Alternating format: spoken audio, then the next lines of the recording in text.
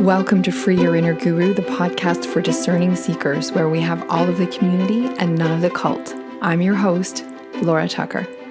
Before I introduce this episode's magnificent guest, Regina Louise, I've got a little follow-up to our last episode with Wolf Terry. First of all, welcome to all new listeners and subscribers. And if this conversation with Regina Louise is your first time here, to bring you into the conversation, last episode generated a huge response. And it comes as a relief to have so many of the issues of the day articulated here on Free Your Inner Guru.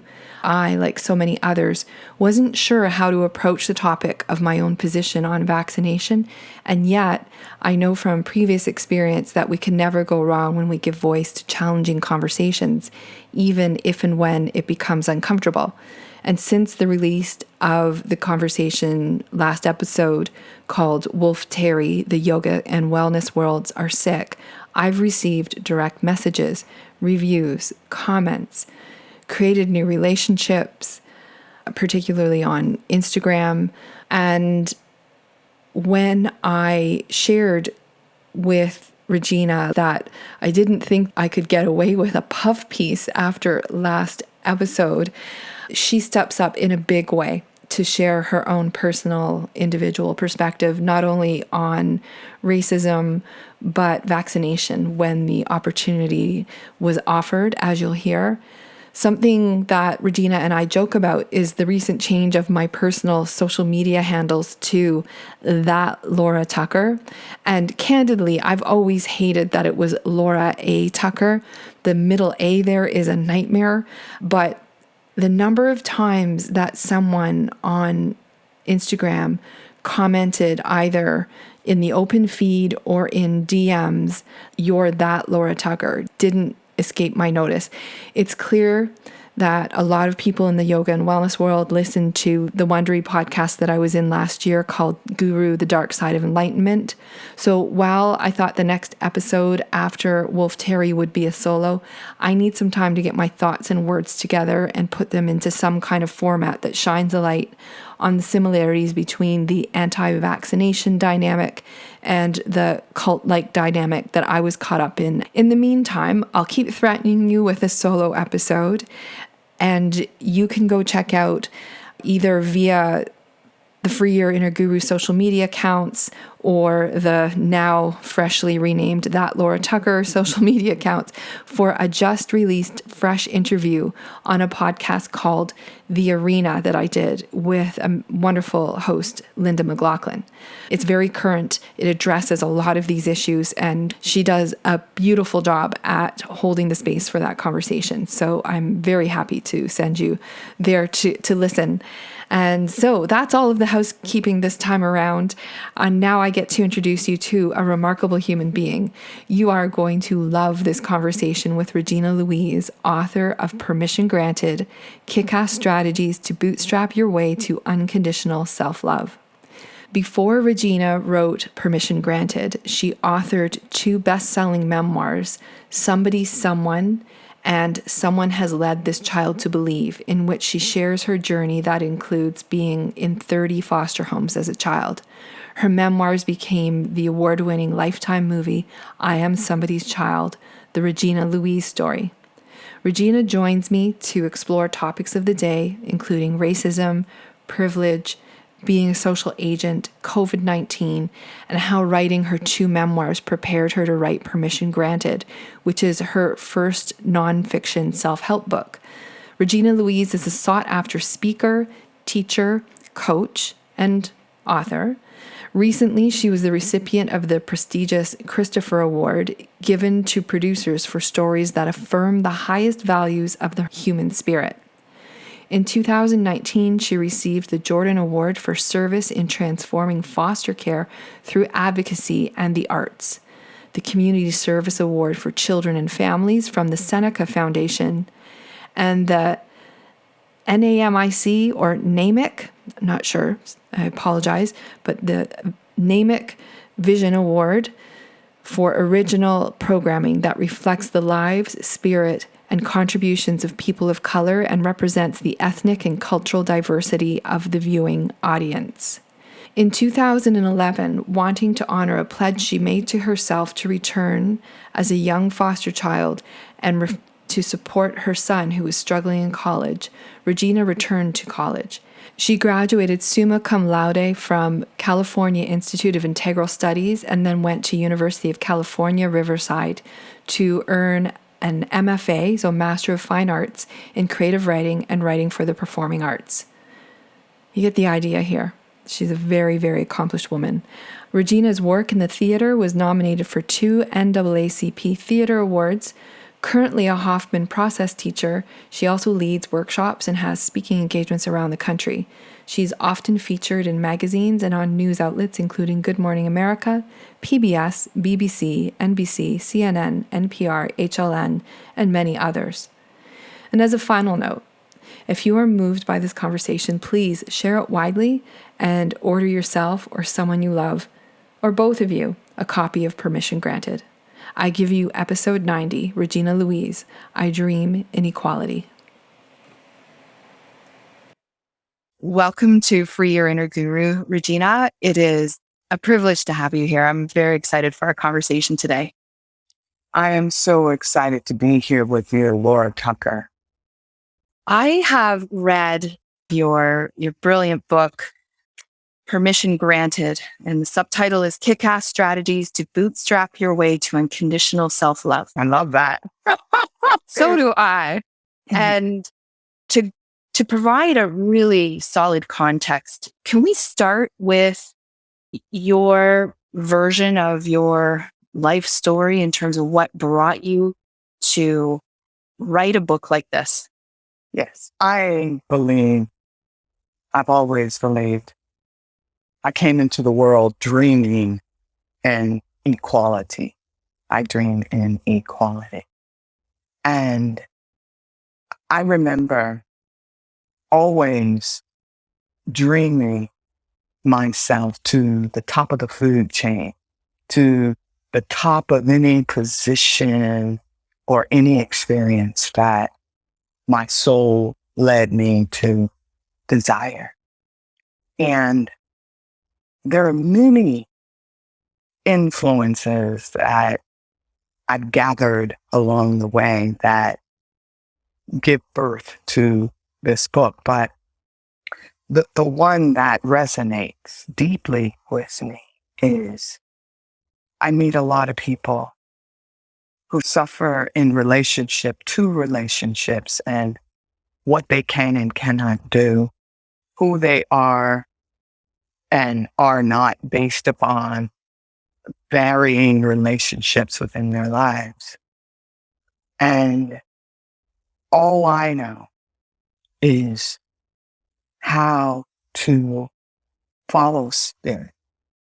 And in so doing, my own permission was born. So no matter what it is, I am experiencing, have experienced, desire to experience, instead of coveting relationships that I may not have had, instead of wishing my life were different because it was so solitary, I've learned the value of my own permission. Like that, I am so wealthy, right?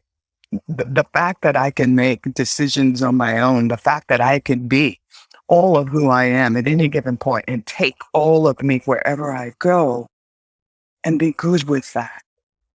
To be good with the color of my skin, the shape of my nose, the flat feet, my little flat feet, to be good with the texture of my hair, to be good with my rhythms, to be good with my tunes and tones.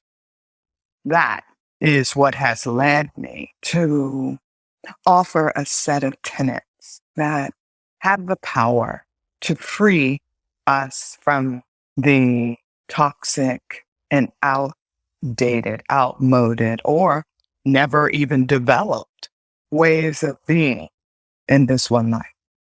Having read your book and done some research, I know what some of the pieces that were missing from your life a little bit. Mhm. And I guess my heart wants to ask you, did you always have that knowing? Did you always have that sense of self-guidance? Because I think a lot of people, especially right now in the wake of coronavirus and everything else, are feeling a little bit or a lot like their foundations have been shaken. Was it something that you had to earn and develop or experience, or were you always this way? Did you always have this wisdom? I think yes. I think it's inherently in us all. Miss Laura Tucker, I think, where else does it come from? I think adversity has a way of carving the character from us, carving the character that we identify as to bump and scrape up against adversity's sharp edges while simultaneously staying awake, alive, and aware. I think that was my only fighting chance, is to stay awake, alive, and aware. So how to employ hypervigilance in a way that it becomes a skill set. And so for me, hypervigilance is a skill set, and being aware of everything and then finding the meaning in that thing. Yes. I lived in over 30 foster homes. 30. Yes. In every home I left, I gave myself permission to leave, regardless of the consequences. And I saw myself as an adventurer. I saw myself as someone full of moxie, I like to think of it as I had a backpack full of buckshot or knapsack, I would have said. Backpacks came in the 80s. Knapsack. 'Cause Totally. I was We all grew up about on knapsack. knapsack, girl. I was all about Huckleberry. Yeah, come on now, come through. And I just had this fever. It was a fever to reach my highest capacity, to reach my highest possibility. And I remember something my biological father's wife said to me recently.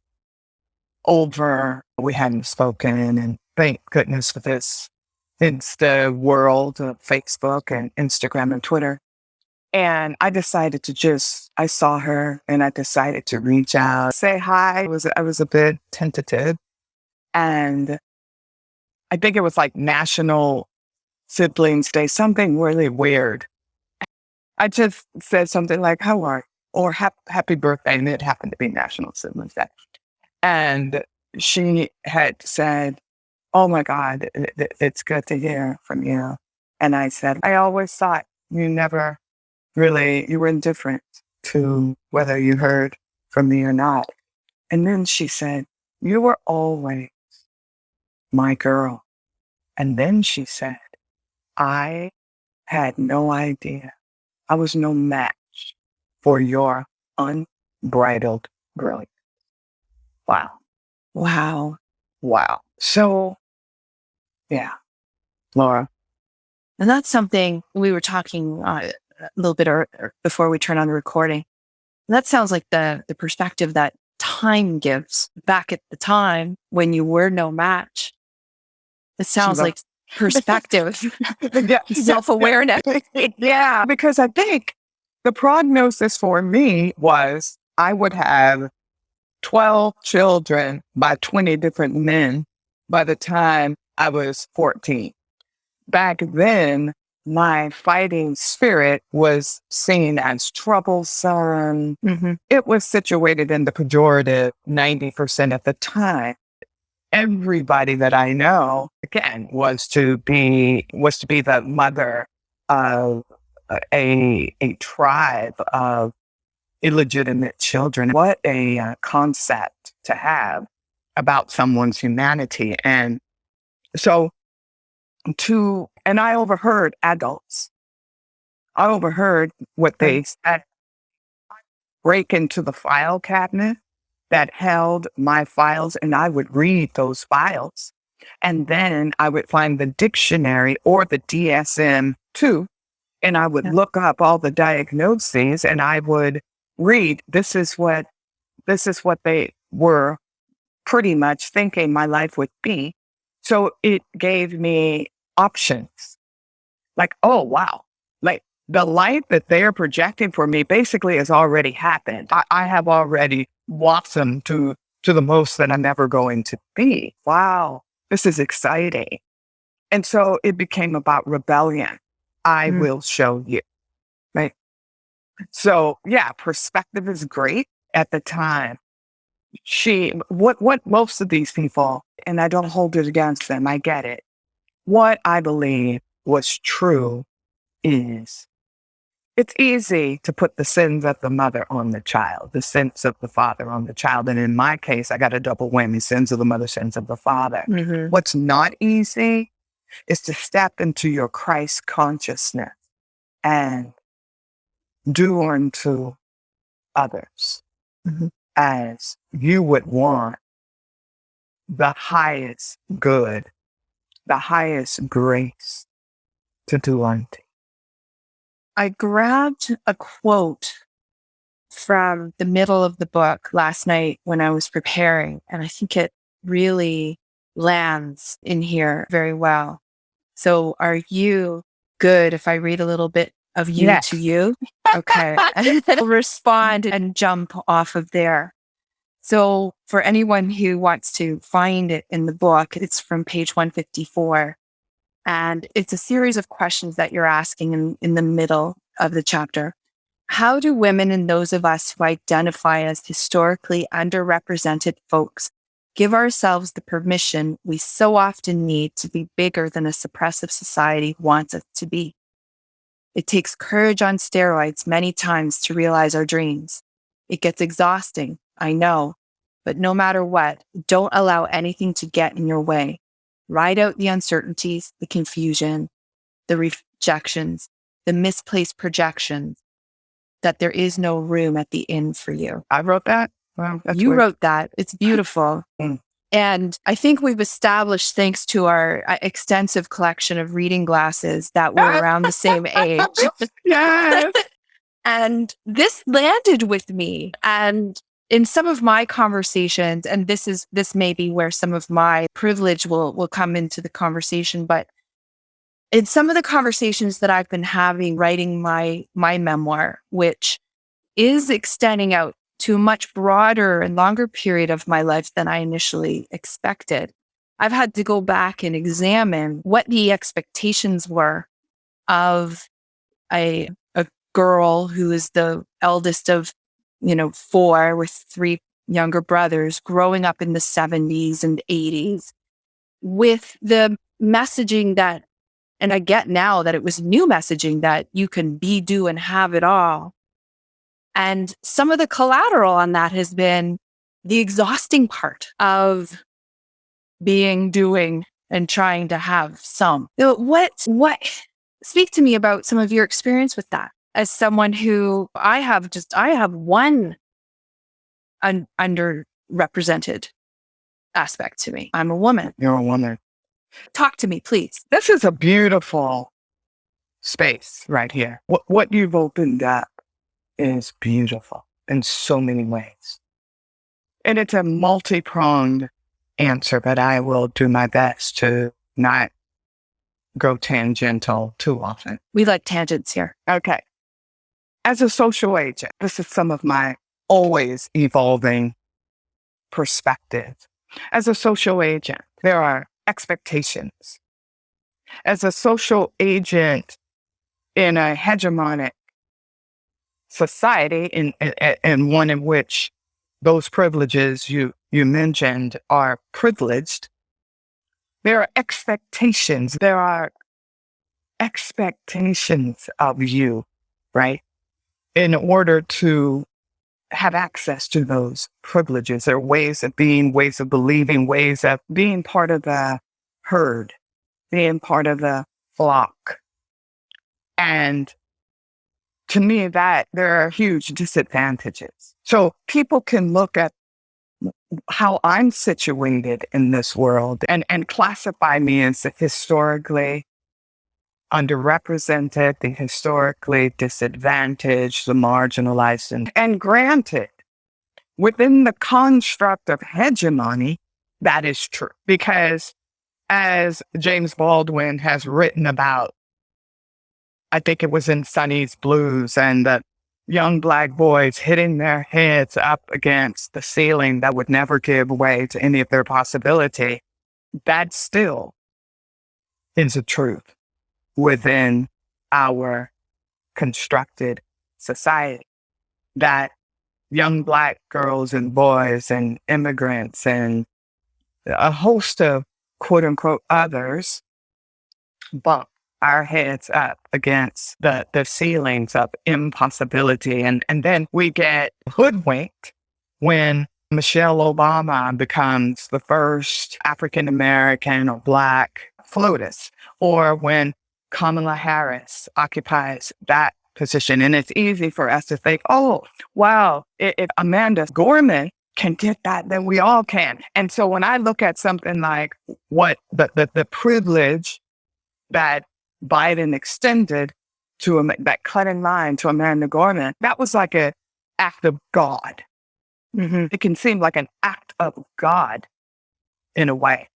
And I know that I read somewhere that she even turned down $17 million in offers because these offers did not resonate with her brand. So all of that to say, it's all fiction, in my opinion. It's all a laughable conceit, in my opinion. It's constructed, it's deliberate. And so that is a world that exists, the world of hegemony, privilege, and so on. All the nomenclature that points to that. And then there is someone like myself. I represent a sub-demographic, quote unquote, disenfranchised. I represent a demographic that doesn't even get caught up, doesn't even get swept up in that classification. And that is the demographic of the completely invisible. Like, disenfranchised was the foundation of it was built right above the existence of people like me. And so to be buried that deep under the infrastructure of possibility, the infrastructure of believing I can have any piece of what you started this conversation off with, that's an interesting space to be in. And then to have a mindset, as W.E.B. Du Bois spoke about, the double consciousness. So for me, there has to be a triple consciousness. So this triple consciousness, I identify as a Black woman. But that subculture that exists below the infrastructure, invisible Black woman, like the invisible of the invisibles. Because one, no one claims me. No one. Two, I will never, ever, ever benefit from any adult's earnings, lifetime of experiences, zero, not a zilch. I will never be in, like when someone dies, like when my own, like my name wasn't even documented on, people's death eulogies that are posted. Then what? I got to go to that place where spirit meets bone, Laura. I got to go to that place beyond the status quo, beyond the listening and the visuals of a humankind that doesn't see me to begin with. So then from that place where spirit meets bone, it is from that place that I've learned to listen and to move from that place into the world. It's a luxury. It would be luxurious. And I knew that as a young girl. I heard my social worker say, why do you think you have the same things that little rich white girls have in foster care? I didn't understand any of that stuff. She said, you don't have the luxury to think you have a second chance. Of course, it was out of context, but of course I held on to that. And I thought, what does that mean? Yeah. And so I learned, oh, wow, I didn't have that luxury, as W.H. Auden said, for a wild thing to feel sorry for itself. So I was that wild thing that learned to never feel sorry for itself. And with that, and then listening close to where spirit meets bone, listening for how the universe spoke and the language in which it spoke to me. And then to believe that. And so what I mean by believe that, to understand that no evidence was needed, no proof was needed, but that to trust what I heard and the messages I received, to trust that, and then to be it. Yeah. So it's like, girl, I don't have time waiting for hope because I'm busy being a hope. Yeah. I don't have time waiting for success because I am success. And so to move from that place where spirit meets bone into the world, that's how I have rocked this life again and again. So there are places that I'm pretty much certain. For instance, if this particular book we're talking about, which at this point has sold 2,147 books, I reached out to my publisher and I said, what would it take to earn back the advance? And 2,500 books, that's all I'm about. And I know that if I go beyond, if this book can go beyond that, it will more than likely be because someone will show faith. Someone will fall in love and champion it to a rightful place at the table. So I know also that my particular narrative and my particular voice is not easily privileged on the world stage. And I know that no matter how good of a product I create, that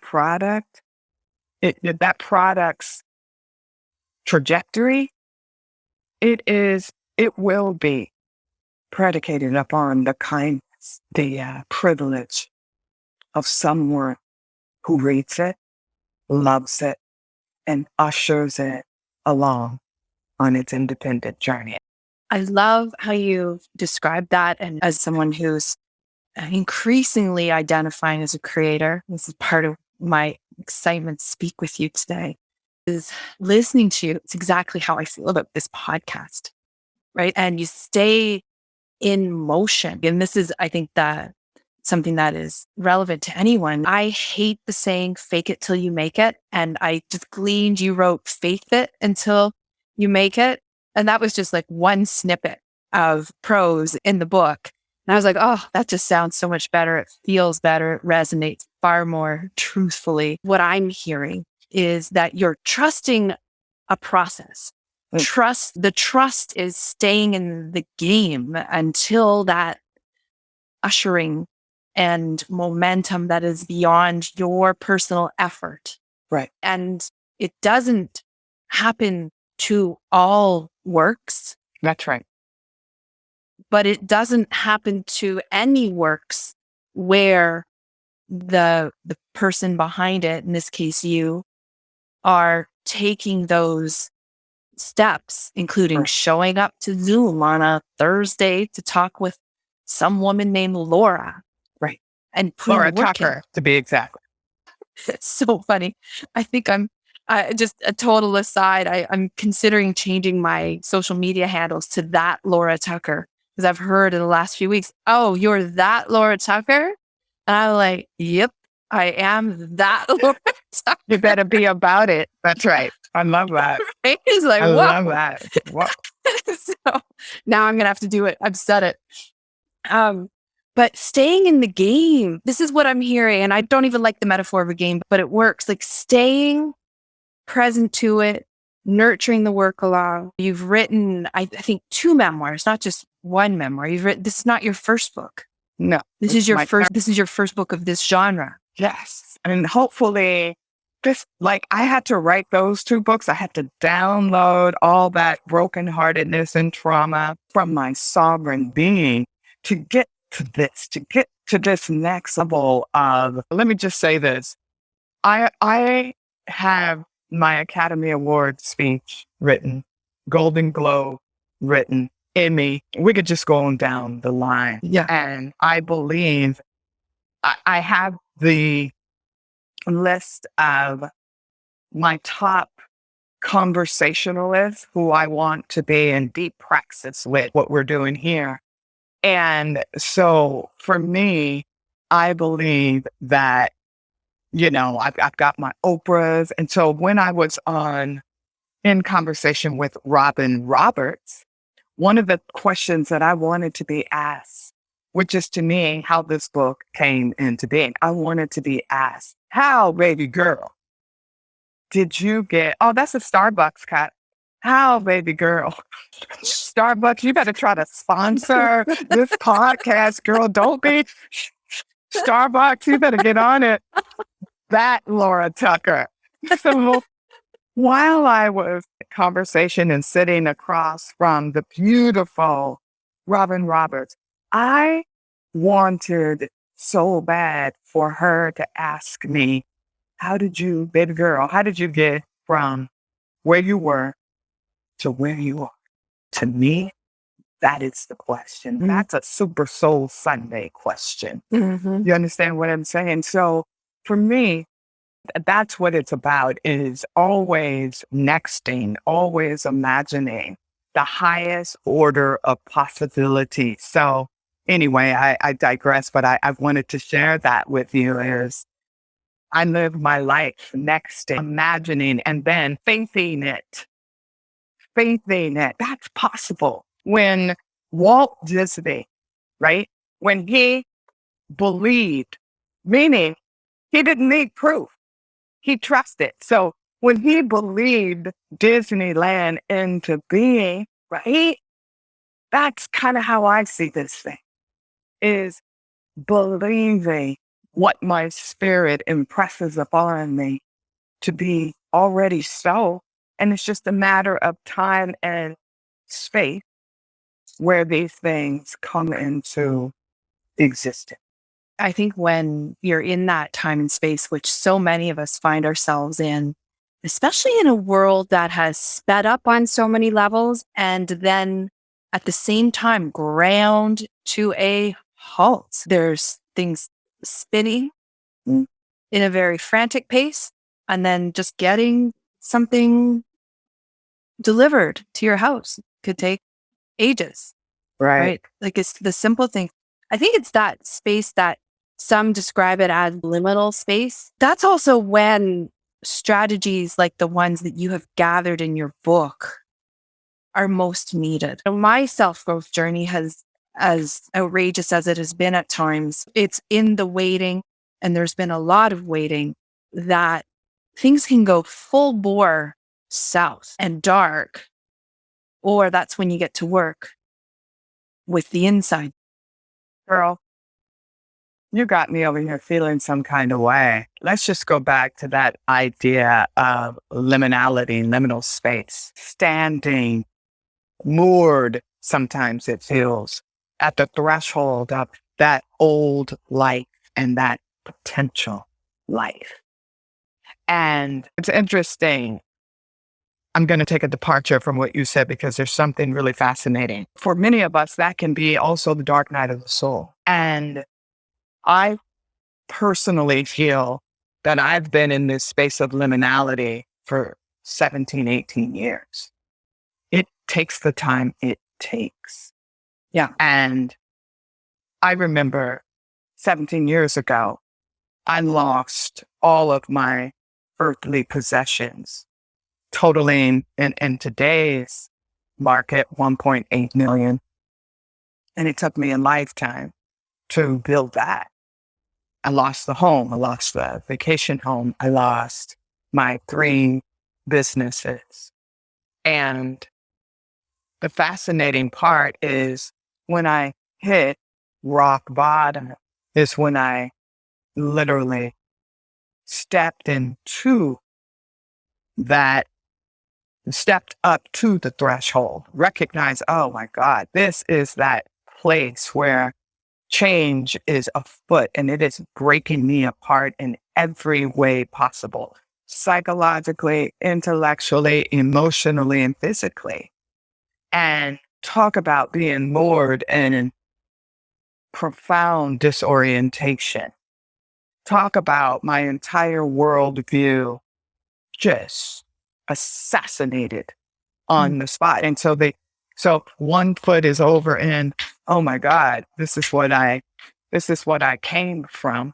And I have no idea, or do I, of what I'm going into. And is it important to know what I'm going into? Or is that the reverence?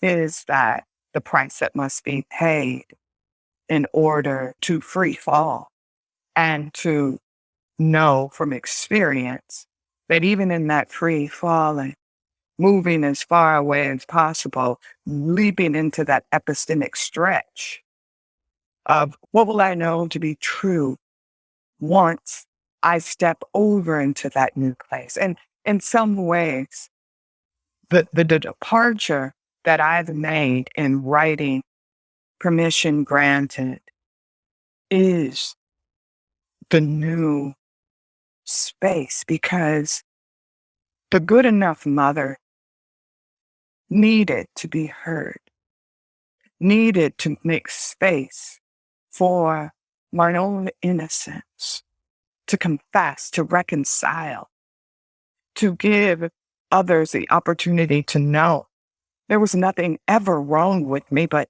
since no one is asking, would you please be willing to hear what happened to me? And so those first 2 books, this is what has happened. This is what we as a society have left those of us who are beneath, who are low. This is what those of us swept under the cultural rug. And what are we going to do differently about it? And probably not a lot. If those children at the border of the US and Mexico are indicative of what we're going to do about it, then it's where, like a narcissistic personality is at that age, at that place in time, behind a barrier. They can't feel, they can't see, they can't know. It's like we have that aspect of us as a culture, this narcissistic, unless it's ethnocentric to what it means to be white, Protestant, Catholic, and all of the privileged religious identifications, the rest. So anyway, that liminality, that set me somewhere. And I think too, you're pointing out like that we're in that space as a society right now, that it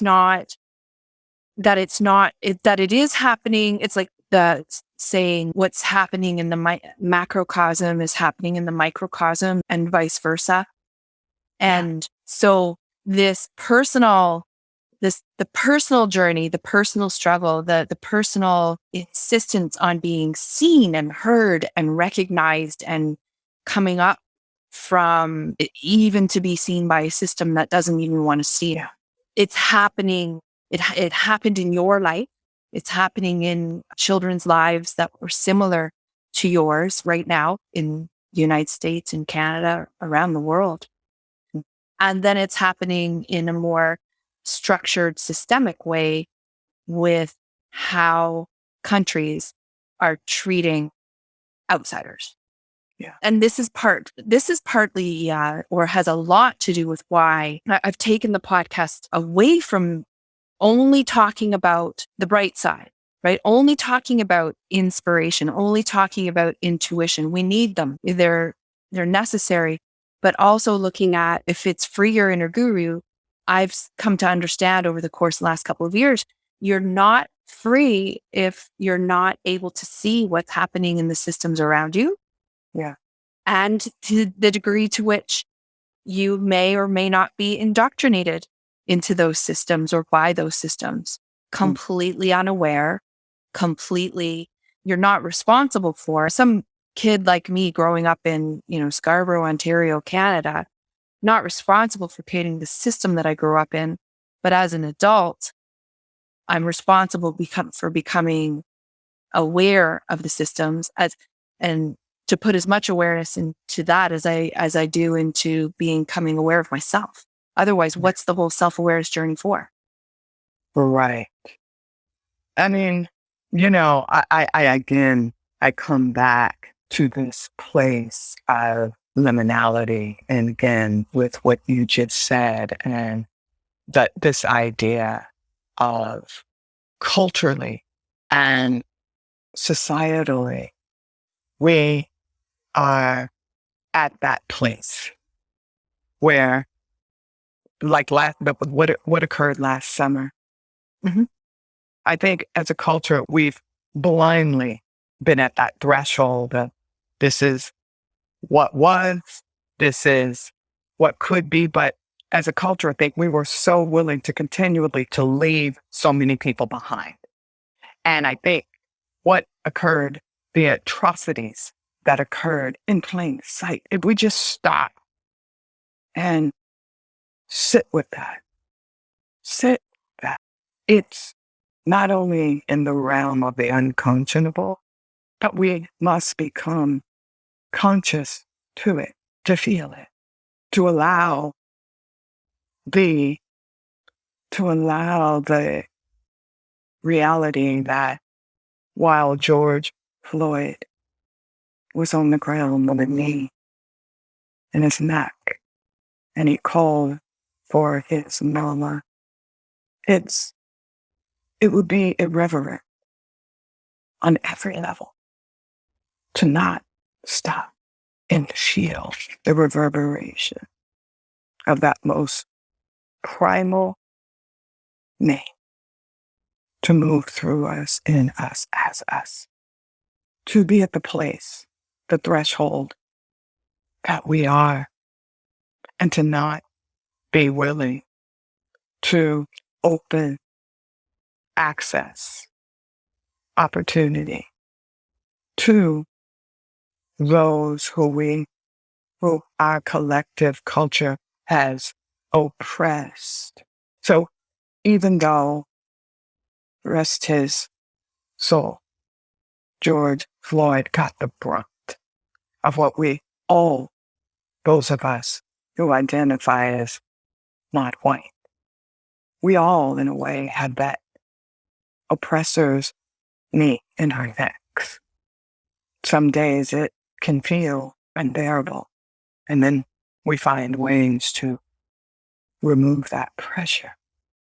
And so here we are.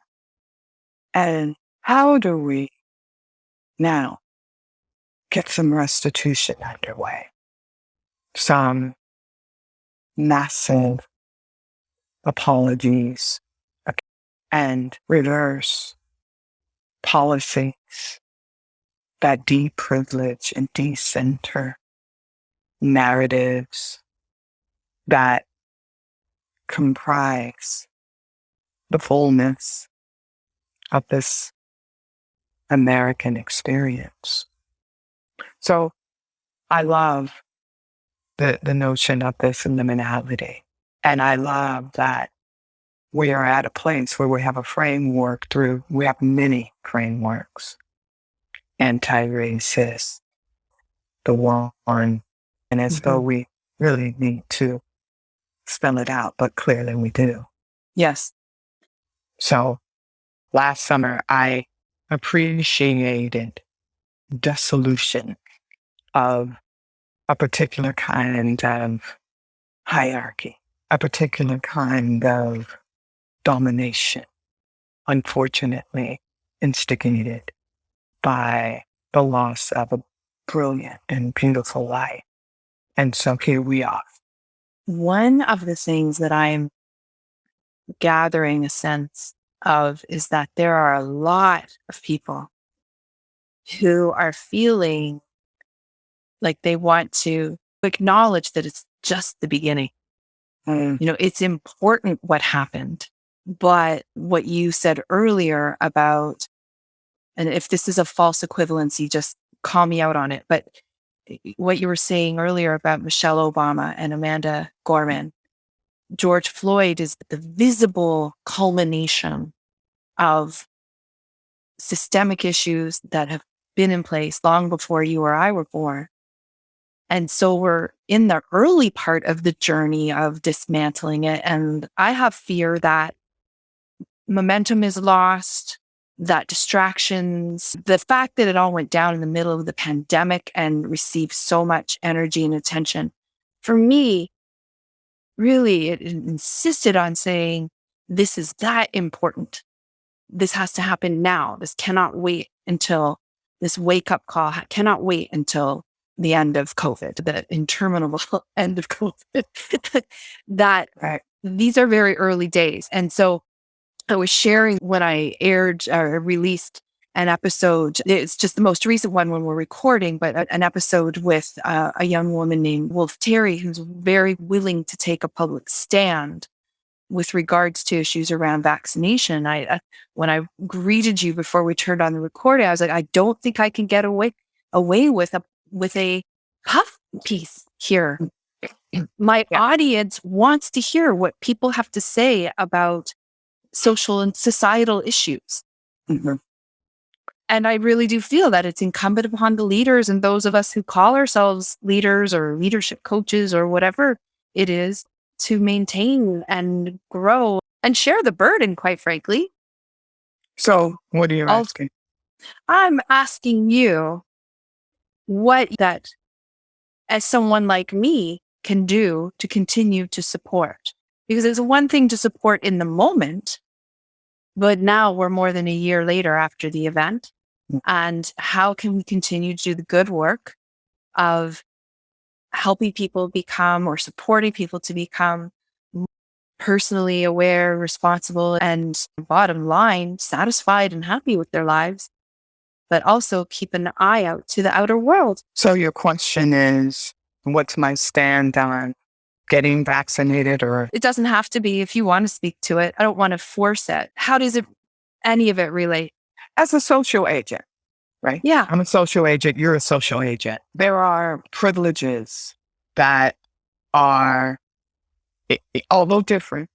So let's just say for me, the fact that I live in a quote unquote supposedly free country, the fact that I live in a democracy, power of the people. If I just break it down from the point of view of what is my desire as that free social agent within this whole idea of freedom is really interesting, but let's just go with this. I'm a free social agent. I am doubly vaccinated. And before I became vaccinated, I was skeptical, not from any conspiratorial perspective, but skeptical to I grew up where I had to take drugs to be a certain way. Drugs were forced on me because apparently I had every personality disorder in the DSM-2, 3 at the time. And so I had horrible tardive dyskinesia and physiological reactions. So I'm adverse to any kind of drug, marijuana, heroin, all of it. No, thank you. You've earned it. I've earned it. So the fallout of that is I took my first flu shot this past year ever in my life. It's difficult to get me to take Advil. So for me, what informed my decision to get vaccinated is also I'm a diabetic. So, and I work with people as a Hoffman process teacher in fairly close quarters.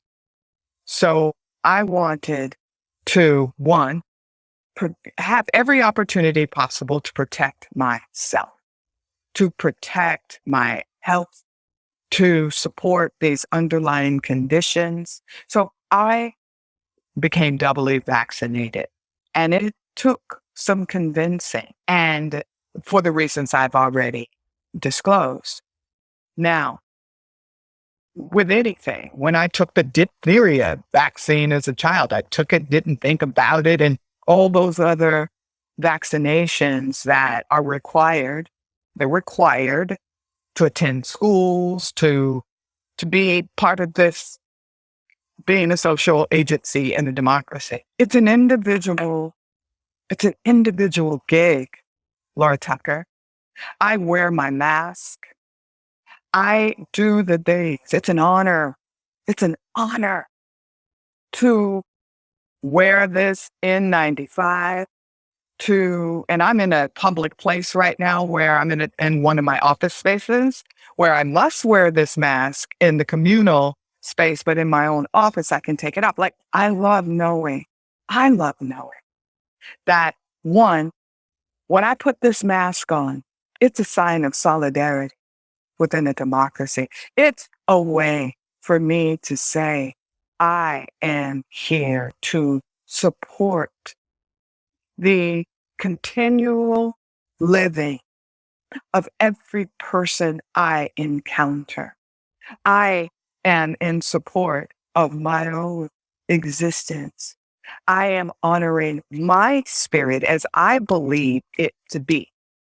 So for me, getting inoculated and wearing this mask, oh my gosh, it is a powerful protest against COVID, against the silent enemy, if you will, against this thing spreading.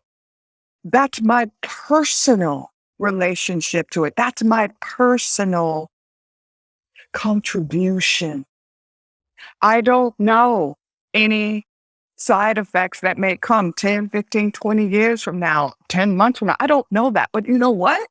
In the face of doing what I can, in the face of an enemy that is a great equalizer, in the sense that Rona doesn't give a fuck about your religious affiliation. Rona does not give a fuck about your age, your color, your creed, your social position, your class, none of it. When Rona comes for you, it seems that she just comes and she takes what she wants uninvited. So I decided to make it a little harder for Rona to come for me, bitch. Don't come for me because I didn't send for you, Rona. And you better not come unless I send for you. And more than likely, I'm not going to send for you. So I'm just trying to level this playing field of my own possibility of not having another day to be wonderful and engage in a place from where spirit meets bone. So that's kind of like how I see it. It's such an individual. I appreciate you sharing your process on that. I really do, because it does illustrate that it is an individual decision and made from what's good for you is good for the collective. Hey, we have to go ahead. That's been one of the core tenets of spirituality for a very long time, long before the coronavirus. And I just love that Thank you for sharing. I'm very grateful for that. I know you have a hard stop. Just this last thing. It is rare. It is rare. At least I feel it is a rare opportunity to stand in solidarity with those who also ascribe to what I ascribe to, in that my life, based on the information that I have right now, is worth saving. And I get to act from agency to do that. Agency can go either way, but for me, I'm acting on that agent to give myself an advantage. To actually give myself an advantage. How beautiful is that? And when people say we're all in this together. So for those of us who are in this get vaccinated mindset together, we will always have that. We will always have that. And that to me is an interesting way to give myself permission to belong in a way I've never been invited to belong before. I want to leap through the screen and give you a big hug.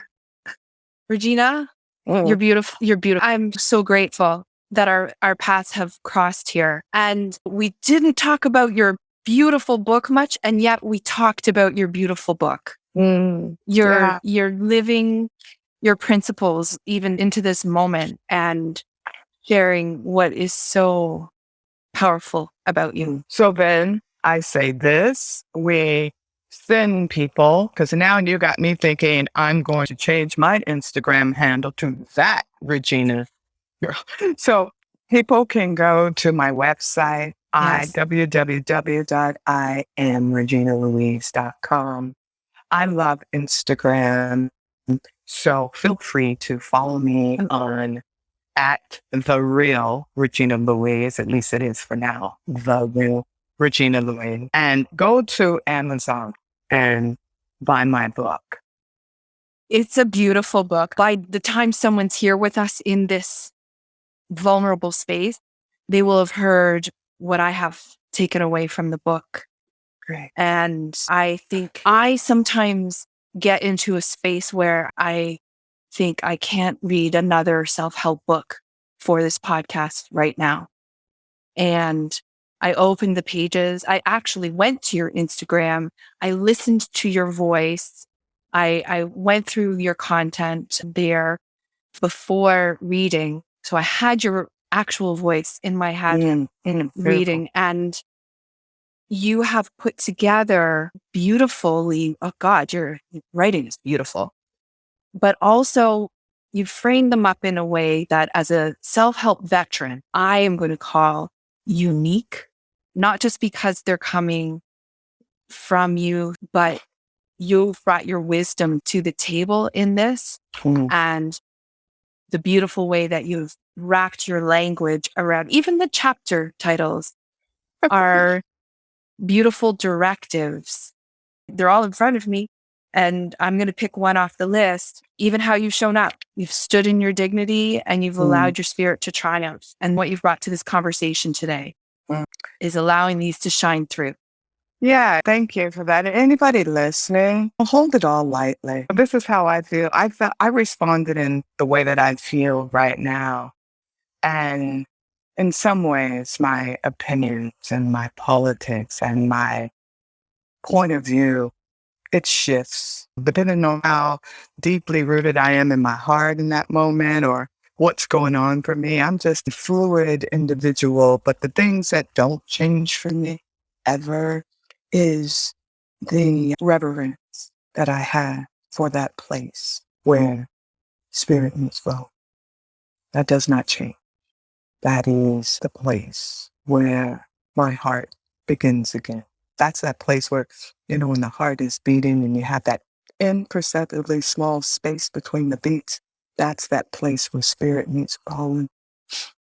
I'm willing to meet anybody who's willing to meet themselves. I'm willing to meet you there.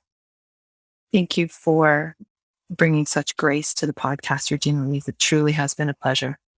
you, thank you for opening your platform to me.